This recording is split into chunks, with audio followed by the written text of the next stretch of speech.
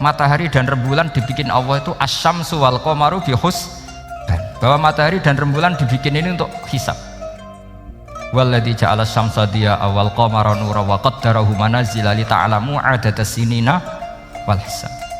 Sehingga ketika ternyata betul Samsiyah bisa dihitung menjadi tahun Samsiyah yang oleh bahasa milenial disebut Masihiyah. Sayyidina Umar agak tersinggung. Sebetulnya yang namanya hisab itu tidak ada hubungannya dengan Masehi dan Hijriyah, itu tidak ada. Semua berdasar matahari atau apa? Rembulan. Lah sialnya yang Samsiyah ini oleh bahasa internasional disebut apa? Masehiyah. Makanya Sayyidina Umar marah terus bilang, ya sudah kalau gitu Qamariyah bikin apa?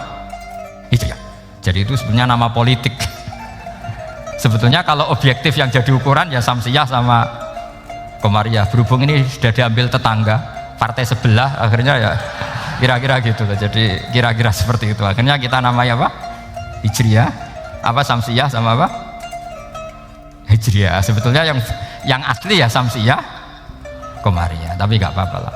Dunia itu mesti ada politiknya. Bismillahirrahmanirrahim.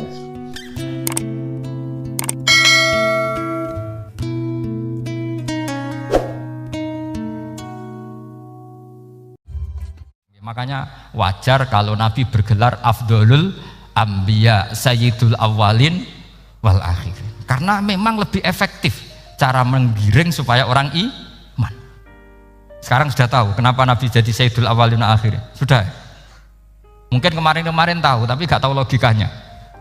Pokok iman selewat ke musola ngaji iman, itu iman yang kurang betul itu, karena tanpa nadzor. Itu namanya taklid yang statusnya mukhtalaf alaih, masih disidangkan di MK, paham ya? Iman. Jadi iman taklid itu iman yang masih disidangkan oleh para ulama. Ada hakim yang bilang sah, ada hakim bilang tidak sah. Tanya anak-anak Qudsiyah. Imanul muqallid itu mukhtalaf alaih apa mujma' alaih? Mukhtalaf alaih. Kalau imanu ahli nadzar mujma' alaih. Insyaallah barokahnya ngaji ini semuanya min ahli nadzar, apa? Min ahlin, jangan amin sudah jadi, ini sudah jadi ini. Kalau amin kan masih berdoa, bisa makbul bisa ndak boleh iman kok. Ayo iman kepada Allah dan Rasul, amin, ndak boleh. Sesuatu yang pasti ndak boleh diamini, itu kan jadi kacau nanti. Harus bilang apa? Sami'na wa ta'na. Nanti lama-lama kamu disuruh Allah, ayo sholat, amin. Ndak boleh, jadi amin itu ada aturannya. Tapi bukan berarti saya nyalahkan jenengan, enggak. Ya memang salah gitu. Jadi kan. Ya enggak usah disayang, memang statusnya salah. Ya saya ulang lagi ya. Berarti Rasulullah adalah Rasul yang sukses membuat sarana orang kembali ke Allah, mengakui kudrahnya Allah dengan sarana apa saja. Melihat rumput, melihat hewan, dan hewan itu ya apa saja. Dabah itu apa saja. Hewan yang melata di bumi apa saja, semua bukti kudrahnya Allah. Bahkan Rasulullah sukses membiarkan umatnya nggak ditunggui beliau tetap iman. Mergo ditunggui konsep sing super gini kok Al-Qur'anul Karim. Jelas ya? Tapi caranya memahami ya seperti yang saya terangkan ini. Ya saya baca lagi ya yang jadi annal mu'jizati pakai jama' mu'annas salim, annal mu'jizati al-madiyata, mukjizat-mukjizat yang sudah kelewat itu kanat khisyatan, bersifat fisik, tusyahadu bil absor, hanya bisa dilihat dengan mata kepala, karena qoti soleh wa aso Musa, wa mu'jizatul Qur'ani tusyahadu bil basirah.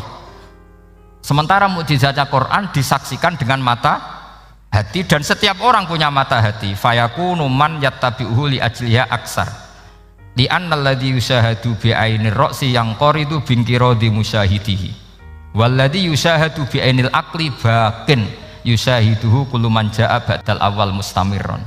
Sesuatu yang dilihat dengan mata kepala, setelah para saksi ini meninggal, maka setelahnya mencari-cari, bisa percaya bisa enggak. Tapi mukjizat yang disaksikan mata hati, siapapun percaya dan sampai ila yaumil kiamat. Dan tentu Quran lebih unggul dalam hal ini. Dan insya Allah kita semua adalah ahli Quran. Yaitu harus punya kesimpulan falamma tabayyana lahu qala a'lamu annallaha ala kulli syai'in qadir. Sebagian ayat wa lita'lamu annallaha ala kulli syai'in qadir wa annallaha qad ahata bi kulli syai'in ilma. Itu kenapa mukjizat Al-Qur'an dasar. Itu yang gampang-gampang ya, melihat nyamuk, unta, kerbau itu yang gampang. Anda tak naikkan kelas sedikit menjadi agak ilmiah. Misalnya begini, kamu ahli falak. Misalnya kamu ahli falak. Misalnya kayak Batu Rehan ya. Itu pasti tahu kalau matahari dan rembulan dibikin Allah itu asyamsu wal qamaru bihusban. Bahwa matahari dan rembulan dibikin ini untuk hisab. Walladzi ja'ala syamsa diya'a wal qamara nura wa qaddarahu manazila li ta'lamu 'adadas sinina wal hisab. Sehingga ketika ternyata betul Samsiyah bisa dihitung menjadi tahun Samsiyah yang oleh bahasa milenial disebut Masihiyah. Sayyidina Umar agak tersinggung. Sebetulnya yang namanya hisab itu tidak ada hubungannya dengan Masehi dan Hijriyah, itu tidak ada. Semua berdasar matahari atau apa? Rembulan. Lah sialnya yang Samsiyah ini oleh bahasa internasional disebut apa? Masihiyah. Makanya Sayyidina Umar marah terus bilang ya sudah kalau gitu Qamariyah bikin apa? Hijriyah. Jadi itu sebenarnya nama politik. Sebetulnya kalau objektif yang jadi ukuran ya Samsiyah sama Qamariyah. Berhubung ini sudah diambil tetangga partai sebelah, akhirnya ya kira-kira gitu lah. Jadi kira-kira seperti itu. Akhirnya kita namanya apa? Hijriyah. Apa Samsiyah sama apa? Hijriyah. Sebetulnya yang asli ya Samsiyah, Qamariyah. Tapi nggak apa-apa lah. Dunia itu mesti ada politiknya. Lah yang repot orang-orang fanatik hukum pakai bahasa nasional itu repot. Jadi misalnya kematian Yesus Kristus itu mesti Batu Rehan kan nggak percaya. Akhirnya ditambahi kematian Sibeh. Karena kalau bilang iya kan percaya. Makanya ditambahi apa? Sibeh. Karena menurut orang Islam berkeyakinan Nabi Isa itu nggak terbunuh, maka ditambahi apa? Sibeh. Saya dulu pernah usul, karena beliau itu kalau manggil bahasa itu Bude, jadi saya pernah sowan usul. Mbok ditulis gini saja, Mbah. Kematian Yesus dalam kurung katanya. Tapi mungkin terlalu vulgar ya, jadi akhirnya dibikin apa? Sibeh ya? Di kalender Kudus kan apa? Sibeh ya, ditambahi Sibeh. Ya nggak apa-apa lah, yang penting keyakinannya masih benar gitu. Jadi masih benar. Kalau usulan saya terlalu ekstrim, masa dikasih apa? Katanya. Ya karena memang begitu kan, kita berkeyakinan Nabi Isa itu gak terbunuh. Wa ma qataluhu wa ma sholabuhu walakin syubbihalahu. Jadi ini saya teruskan, ini paling masih seperempat jam ini. Kalau kelamaan sampai dolim itu ganggu kiai lama-lama gitu. Saya tadi sudah bilang sama panitia, orang Indonesia itu gak sopan. Kalau suka kiai itu didatangkan, itu agak masalah sebetulnya. Dalam etika itu masalah. Kalau seneng kiai ya sowan ngaji, jangan sowan di dalam, itu ganggu ya, sowan ngaji saja. Dulu Imam Malik itu anaknya raja itu, Imam Malik itu seangkatan dengan Harun Ar-Rasyid.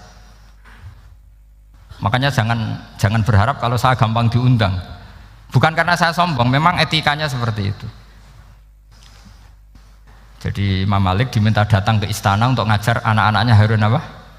Ar-Rasyid. Masyhur Imam Malik tersinggung terus kata bilang, al ilmu yu'ta la ya'ti. Ilmu itu disowani bukan sowan.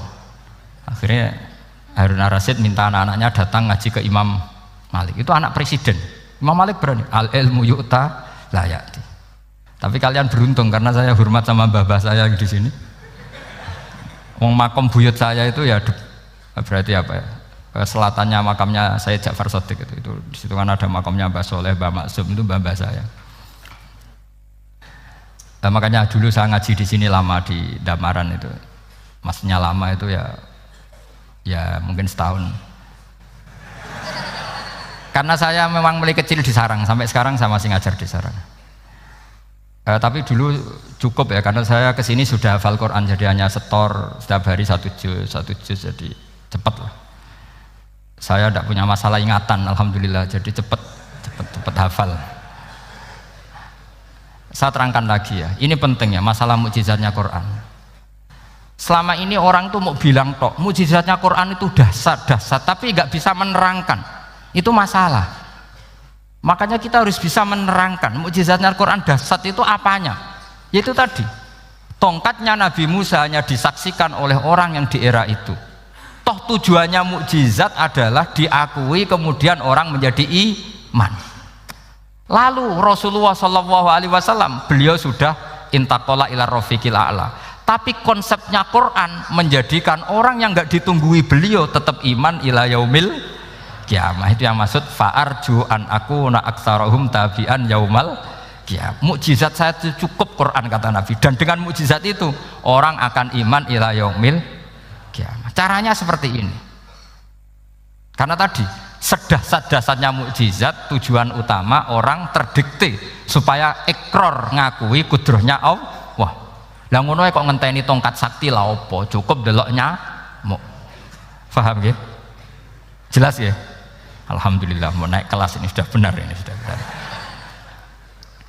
Terus kedua begini, kedahsyatan Quran lagi.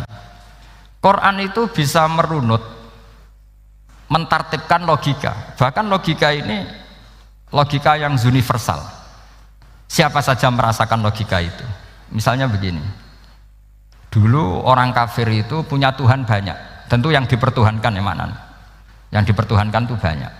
Karena pikiran mereka urusan banyak, problem banyak, ya Tuhannya harus banyak. Ada BPKB 3D kan, istri cerewet macam-macam lah itu kan.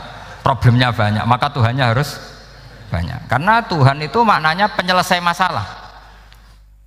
Sehingga kalau masalahnya banyak, Tuhan harus banyak. Ketika Rasulullah membawa konsep satu Tuhan, mereka janggal. Makanya mereka bilang, aja'alal alihata ilaha wahida inna hadza lasyai'un ujab. Masa Tuhan satu? Ini aneh, nggak bisa. Tuhan harus banyak, karena masalah kita banyak. Itu terpatri, di otak mereka terpatri.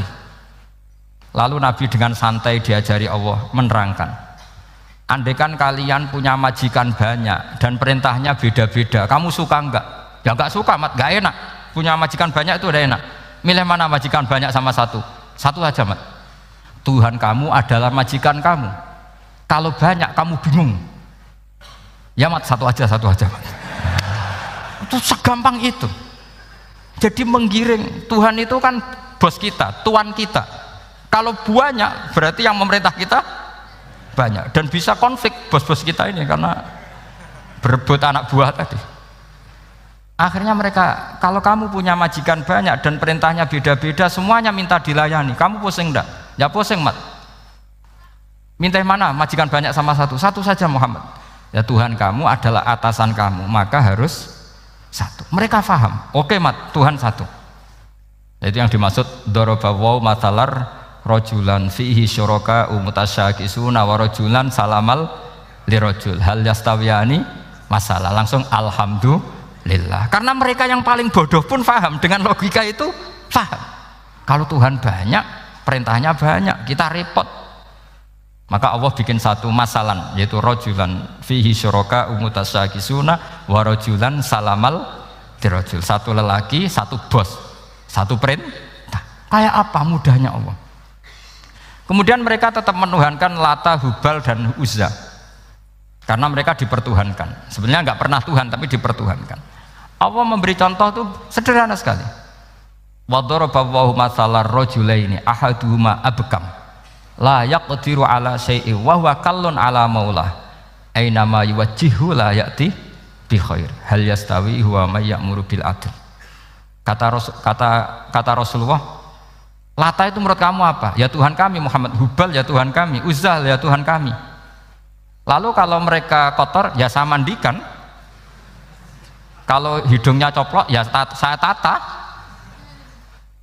Terus kata Rasulullah begini, kamu mau nggak punya budak atau pembantu yang buta, tuli, bisu? Kamu mau nggak punya pembantu loh ya, pembantu itu budak zaman dulu. Kamu mau nggak punya pembantu yang buta, yang tuli, yang bisu? Wah gak doyan, mat. Nggo apa pembantu ngono? Lah pembantu saja kamu tidak mau yang gitu kok malah punya bos begitu. Orang yang tuli, yang bisu, yang kopok, jadi pembantu saja nggak layak kok malah jadi pangeran. Paham ya? Arca dan berhala itu kan nggak bisa apa-apa. Kamu mau gaji ngasih THR pembantu yang kopok, bisu, picek, mau? Wong jadi pembantu saja nggak sah kok mau jadi apa? Tuhan atau jadi majikan. Jadi Allah bikin contoh gampang sekali. Wadharaba masalah rajulaini ahaduma abkam la yaqdiru ala shay'in, nggak bisa apa saja. Wa wakallun ala maulah, anane ngrepoti tok. Ainama yuwajjihu la yati bi khair.